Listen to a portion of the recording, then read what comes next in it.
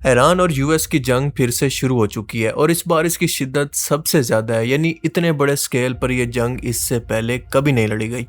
इसके अलावा यमन भी इनडायरेक्टली इस जंग के अंदर कूद पड़ा है क्योंकि सऊदी अरेबिया और यमन ने 4 साल के बाद एक बार फिर से एक दूसरे पर ख़तरनाक हमले शुरू कर दिए हैं। ये सारा मामला है क्या, मैं आपको शॉर्ट के अंदर समझाने की कोशिश करता हूँ कि किस तरह से मिडल ईस्ट का पूरा खित्ता एक ख़तरनाक तबाही की तरफ जा रहा है। और अगर इस जंग को ना रोका गया तो खुद अमेरिका समेत अरब मुल्कों और बाकी दुनिया की इकॉनमी बहुत जल्द तबाह होने वाली है।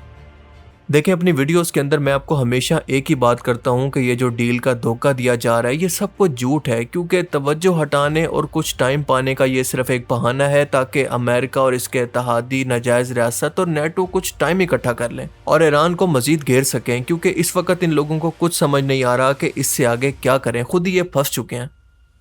अब इस नाजायज रियासत के इस लीडर की यानी इस शैतान की इस जंग को ना रोकने की पहली वजह तो ये है कि अगर ये ऐसा करता है तो इसके करप्शन के केसेस और वॉर क्रिमिनल के केसेस खुल जाएंगे जो जंगों की वजह से पेंडिंग है, और इसी वजह से ये एक महाज पर जंग को खत्म करता है तो दूसरे महाज पर छेड़ देता है, जैसा कि ईरान के साथ साथ इसने लीबिया पर भी जंग छेड़ दिया।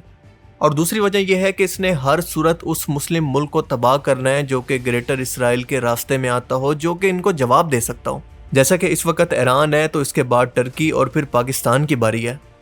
आपको याद होगा कि ईरान पीस डील के अंदर ईरान ने एक शर्त रखी थी कि ईरान इस शर्त पर स्टेट ऑफ हॉर्मज़ को खोलेगा कि सारा कंट्रोल इसके पास होगा और जो नुकसान इस जंग की वजह से इसको हो चुका है वो स्टेट ऑफ हॉर्मज़ से गुजरने वाले हर शिप से टैक्स इकट्ठा करके इस नुकसान को पूरा करेगा और बाकी अमेरिका इसको हर्जाने के तौर पर अदा करेगा। लेकिन अब मामला कहाँ से ख़राब हुए, ज़रा ये समझें कि स्टेट ऑफ हॉर्मज़ के 3 रास्ते हैं। एक रास्ता आप जानते हैं कि साउथ साइड पर अमान के साथ है, मतलब इसकी ज़मीन के साथ लगता है। एक रास्ता है ईरान की साइड का और एक तीसरा रास्ता है जो कि बिल्कुल बीच में आता है। इस बीच वाले रास्ते के अंदर ईरान ने माइंस बिछा रखी हैं और जो भी शिप यहाँ से गुजरने की कोशिश करेगा वो तबाह हो सकता है। अब ईरान ने ये शर्त रखी थी कि इसके तय करदा रास्तों से ये बहरी जहाज गुजरेंगे, यानी मजबूरन इन बहरी जहाज़ों को ईरान की साइड से जाना था, ना कि ओमान की साइड से। लेकिन इसका उलट सऊदी अरेबिया, कतर, यूएई और लिबेरिया और साइप्रस के बहरी जहाज़ ईरान के रास्ते को इग्नोर करके, ईरान की वार्निंग को इग्नोर करके ओमान के रास्ते से गुजर रहे थे ताकि इनको टैक्स ना देना पड़े। ईरान ने कई बार वायरलेस कम्युनिकेशन के जरिए इनको वार्निंग भी दी, लेकिन इन्होंने तमाम वार्निंग्स को इग्नोर कर दिया, जिसकी वजह से ईरान ने तमाम शिप्स पर मिसाइल और ड्रोन से अटैक किया। और इस हमले के जवाब में ट्रंप ने कहा कि अब हमारी ईरान के साथ डील ख़त्म हो चुकी है क्योंकि ये बीमार जीनियत के लोग हैं, इन पर ट्रस्ट नहीं किया जा सकता। और जवाबी कार्रवाई के अंदर एक ही वक्त के अंदर ईरान पर यूएस नेवी और इसकी एयरफोर्स ने B-2 बॉम्बर समेत फाइटर जेट्स के जरिए ईरान के 80 मकामात को टारगेट किया, यानी एयर स्ट्राइक की इन पर। और इन टारगेट्स के अंदर मिलिट्री और अस्करी मकामात शामिल थे, जैसा कि ईरान के लॉन्चिंग पैड्स, ड्रोन सेंटर्स और एयर डिफेंस सिस्टम, इनको ख़ास तौर पर टारगेट किया गया। और सबसे बड़ी बात कि पहली बार ईरान के पावर प्लांट यानी इसकी पावर सप्लाई के तमाम प्लांट्स को और बुशर न्यूक्लियर पावर प्लांट को भी निशाना बनाया गया।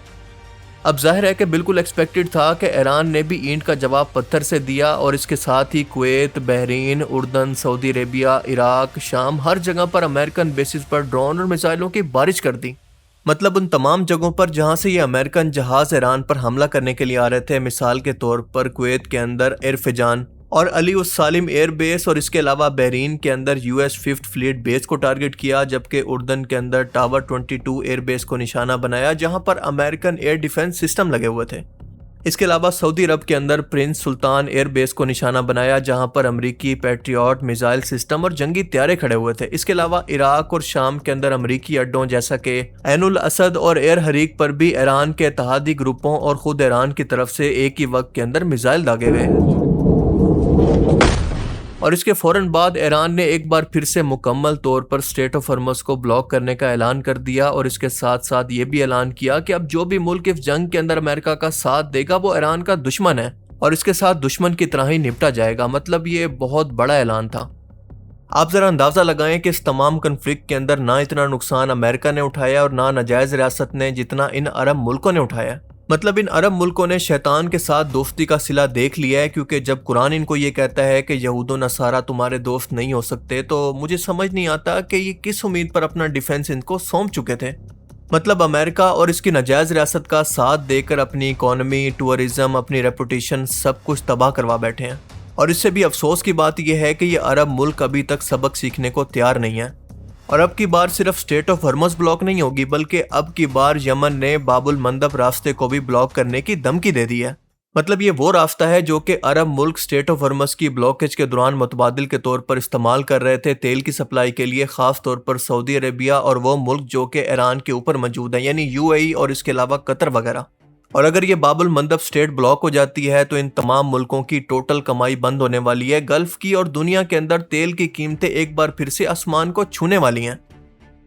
ईरान के सुप्रीम लीडर आयतुल्ला खमेनी के फुनरल के दौरान ईरान के शहर कुम के अंदर एक पोस्टर लहराया गया जिसके अंदर लिखा था कि आयतुल्ला खमेनी की शहादत का बदला ट्रंप से लिया जाएगा और जो कोई भी इसको कत्ल करेगा इसको $1 मिलियन का इनाम दिया जाएगा। अब ये कोई सरकारी ऐलान नहीं था, बल्कि मोसाद के लोगों का फैलाया गया एक चाल था, क्योंकि बाद में इसी चीज़ का फ़ायदा उठाकर इस शख्स ने ट्रंप को बताया कि तुम्हारे कत्ल की तो साजिश हो रही है और देखो हम तुम्हारे खैर खाएं, इसलिए तुम्हें कंफर्म कर रहे हैं कि जितना जल्दी हो सके ईरान को ख़त्म और तबाह बर्बाद कर दो, क्योंकि डील का कोई फ़ायदा नहीं। और आप अच्छी तरह से जानते हैं कि ये बंदा एक दुनियादार शख्स है, यानी बहुत ही बुज़दिल शख्स है। सो इसने जैसे ये सुना तो इस शैतान की बातों में आ गया और इसने बयान दिया कि अगर ऐसा किया गया, यानी मुझ पर कातिलाना हमला करने की कोशिश की गई, तो मैंने फ़ौज को हुक्म दे दिया है कि इसके फ़ौरन बाद ही ईरान को नेस्तो नाबूद कर दें हमला करके। और दूसरा, इस बंदे ने ट्रंप को फिर से याद करवाया कि तुम्हारी एप्स्टेन फाइल्स तैयार पड़ी हैं रिलीज़ होने के लिए, लिहाजा अभी भी वक्त है कि पीछे हट जाओ, क्योंकि वह इस बंदे की फितरत को अच्छी तरह से पहचानते हैं कि ये बंदा खुद को बचाने के लिए पूरी दुनिया को तबाही की तरफ भी ले जा सकता है। और इस बंदे ने दरअसल इसी ऑप्शन को चूज़ भी किया। अब ट्रंप साहब ने ऐलान किया है कि हम स्टेट ऑफ हॉर्मज़ को ब्लॉक करके अपने कंट्रोल में ले लेंगे और यहाँ से गुजरने वाली हर शिप की टोटल वैल्यू का 20% टूल टैक्स लेंगे। मतलब जरा इमेजिन करें कि वो अमेरिका जिसने पंगा लेकर उस स्टेट ऑफ हॉर्मज़ को ब्लॉक करवाया जो कि पहले सब के लिए फ्री ओपन थी, अब इसी को कब्जा कर इससे टूल टैक्स लेना चाहता है, यानी एक किस्म का जगह टैक्स। और वो भी कोई 1% नहीं, 5% नहीं, बल्कि टोटल वैल्यू का 20%, यानी $1 बिलियन की वैल्यू वाले जहाज से $20 मिलियन तो ये सिर्फ टूल टैक्स ही लेगा, जो कि साल का तकरीबन $1.5 ट्रिलियन से ज्यादा की रकम बनती है। Can you imagine that. अब रेफरेंस के लिए आपको बता दूं कि ईरान ने जो टूल टैक्स लेना था, जो एग्रीमेंट के अंदर बात की थी, वो सिर्फ टोटल वैल्यू का 1% था, जो कि इसने डील के अंदर भी लिखा था। और इस 1% टूल टैक्स की वजह से अरब मुल्कों समेत यूरोप को इतनी तकलीफ हुई थी कि उन्होंने शोर मचाया था, लेकिन ट्रंप के ऐलान के बाद सबको सांप सूंघ गया है, कोई आवाज़ नहीं आ रही। अब अमेरिका ने सीज फायर ख़त्म होने के बाद दोबारा से ईरान पर पाबंदी लगा दी है कि वो अपना तेल पूरी दुनिया के अंदर नहीं बेच सकता। और जाहिर है कि चाइना अपनी डिपेंडेंसी को पूरा करने के लिए, यानी एनर्जी शॉर्टेज को पूरा करने के लिए हर सूरत ईरान का साथ देगा। अब सूरत हाल ये है कि यमन इनडायरेक्टली इस जंग के अंदर कूद पड़ा है, क्योंकि इसने सऊदी अरेबिया के एयरपोर्ट पर हमला कर दिया है। और मामला तब शुरू हुआ जब सऊदी अरेबिया की फोर्सेस ने यमन के एक त्यारे को अपनी एयर स्पेस के अंदर रोकने की कोशिश की। और ये वो त्यारा था जो कि यमन के वफद को आयतुल्ला खमेनी के जनाजे के अंदर यानी ईरान लेकर जा रहा था, जिसको रोकने की कोशिश की गई, लेकिन ये रुका नहीं। इसके अलावा जब सऊदीया ने देखा कि इनका दुश्मन यमन और ईरान एक ही हो रहे हैं, तो सऊदी फोर्सेस ने यमन के सना एयरपोर्ट को निशाना बनाया। और आप जानते हैं कि यमन का कैपिटल सना है, जहां पर बागियों ने कंट्रोल किया हुआ है। अब इसके बदले के तौर पर सऊदी अरब के अबा एयरपोर्ट पर हुतीज ने मिसाइल दाग दिए, जिनको इंटरसेप्ट कर दिया गया। और आप जानते हैं कि अबा का इलाका सऊदीया का सौदर्न इलाका है, जो कि यमन के करीब है। अब यमन की तरफ से ये डिमांड है कि इनकी सऊदी अरब की तरफ से एयर स्पेस पर लगाई गई ब्लॉकेज को ख़त्म किया जाए, वरना हम इनकी एयर स्पेस को भी इसी तरह से टारगेट करते रहेंगे या फिर गैर महफूज बना देंगे। साल 2022 की सीज फायर के बाद इन दोनों मुल्कों का ये डायरेक्टली एक दूसरे पर अटैक है। और ये पीस डील इसलिए सऊदीया ने की थी ताकि अपना विजन 2030 पूरा कर सके, इस मुल्क के अंदर अमन हो सके। आपको बताता चलूं कि यमन के अंदर इस वक्त दो हुकूमतें एक साथ चल रही हैं, यानी एक हुतीस की यानी यमन की आर्मी की, जिससे सऊदी अरेबिया की लड़ाई है, और दूसरा बागियों की हुकूमत है। और सऊदी अरब इन बागीज की फोर्सेस को सपोर्ट करता है। अब ये बागी भी कोई एक नहीं है, बल्कि ये बहुत सारे हैं, जैसा कि आप इस मैप के अंदर देखकर इसको बेटर तौर पर समझ सकते हैं। और इसी वजह से यमन के अंदर इतना अनरेस्ट है। और यमन कोई छोटा मुल्क भी नहीं है, बल्कि ओमान, इराक और जॉर्डन के मुकाबले में इसका साइज इतना बड़ा है। अब सऊदी अरेबिया का इस ब्लॉकेज पर मौक़िफ़ ये है कि अगर ज़मीन की, एयर की और नेवी की ब्लॉकेज को ख़त्म करना है, तो इन बागी फोर्सेस से भी बात करना होगी, जिनको हम सपोर्ट कर रहे हैं। क्योंकि अभी तक सऊदी अरेबिया हुतीस को दहशतगर्द मानता है, जिनके साथ कोई मज़ाकरात करना पॉसिबल नहीं है। आप लोग जानते हैं कि पाकिस्तान का सऊदी अरब के साथ डिफेंस एग्रीमेंट है। सो ये वक्त ही बताएगा कि अगर सऊदी अरेबिया पाकिस्तान से कोई मिलिट्री सपोर्ट मांगता है तो पाकिस्तान का रिस्पॉन्स क्या होगा। अब मेरे ख्याल में पाकिस्तान जल्द से जल्द सफारती तौर पर इस मामले को ख़त्म करने की कोशिश करेगा, जैसे ईरान के मामले पर किया था कि ईरान, यमन और सऊदीया के ताल्लुकात को नॉर्मलाइज करे। और इसकी सिर्फ ये वजह नहीं है कि पाकिस्तान के इन सब के साथ ताल्लुकात अच्छे हैं, बल्कि इसकी वजह यह भी है कि आज के दौर के अंदर आप किसी भी मुल्क को, रियासत को जड़ से ख़त्म नहीं कर सकते। और दुनिया भर की जंगों का खात्मा हमेशा आखिर में टेबल पर बैठकर मुज़ाकरात के साथ ही होता है, चाहे कोई नॉर्मल जंग हो या फिर वर्ल्ड वॉर हो। और चाहे वो जंग अमेरिका और नजायज़ रियासत की ईरान से जंग हो, या फिर यमन से जंग हो, या फिर सऊदी अरब की यमन के साथ हो, या फिर रशिया की यूक्रेन के साथ, सबका इंजाम इसी तरह से ही होता है। अब मिडिल ईस्ट के अंदर इस कशीदगी की वजह से आने वाले टाइम के अंदर हालात बहुत ही ज़्यादा ख़राब होने वाले हैं, क्योंकि पेट्रोल की प्राइसेस बढ़ने के बाद एनर्जी शॉर्टेज होगा, जिसके बाद पेट्रोल की कीमतें बढ़ेंगी। पूरी दुनिया के अंदर महंगाई, इन्फ्लेशन और सबसे बढ़कर बेरोज़गारी बढ़ेगी, और सबसे ज़्यादा इफेक्ट होगा ये मिडिल ईस्ट का खिता, यानी ये अरब ममालिक।